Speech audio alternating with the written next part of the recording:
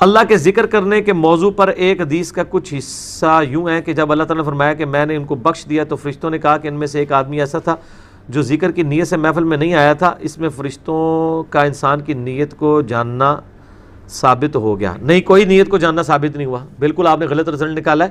اس طرح کی نیتیں تو ہم بھی جان لیتے ہیں.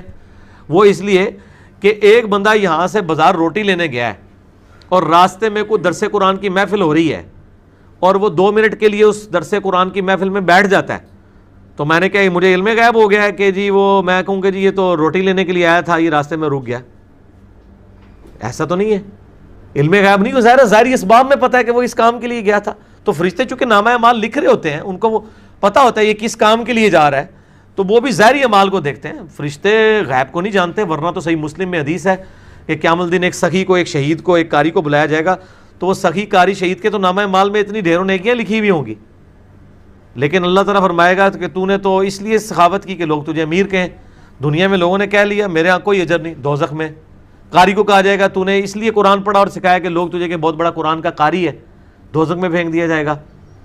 شہید کو کہا جائے گا کہ تو نے اس لیے سارے معاملات کیے، لوگ تجھے بڑا بہادر کہیں، تو دنیا میں تعریف ہو گئی، دوزخ میں پھینک دیا جائے گا. تو نامہ اعمال میں نیکیاں لکھی ہوئی ہوں گی نا.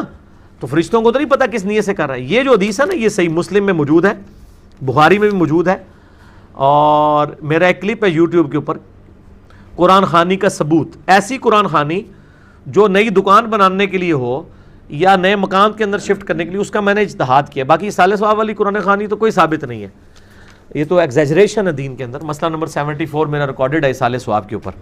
تو اسی میں یہ حدیث ہے کہ وہ لوگ وہ ذکر قرآن کی، اللہ کی محفلیں نہیں ہیں، قرآن کے درس کی محفلیں. اس میں ایک بندہ ویسے ہی ساتھ شامل ہو جاتا ہے کہ چلو میں نیک لوگوں کے ساتھ بیٹھوں، تو اللہ تعالیٰ ان کی برکت سے اس کو بھی بخش دیتا ہے. بالکل ٹھیک ہے. پہلے تو وہ محفلیں لے کے آئے نا. آپ نے جو محفلیں بنائی ہوئی ہیں ان میں تو محفل کرنے والا، کروانے والے، ان کی پتہ نہیں آخرت کا کیا معاملہ. سارے بدعت کے اوپر مبنی کام کیے ہوئے ہیں. درس قرآن کی جو محفلیں جس میں توحید سکھائی جا رہی ہے، سنت سکھائی جا رہی ہے، یہ اس کی برکتیں ہیں. ہاں تو وہ ٹھیک ہے، وہاں پہ تو ہیں برکتیں. تو فرشتے نیت نہیں جانتے ہیں ان کی، بلکہ فرشتے دیکھتے ہیں کہ وہ ایک کام سے جا رہا تھا، راستے میں رک گیا.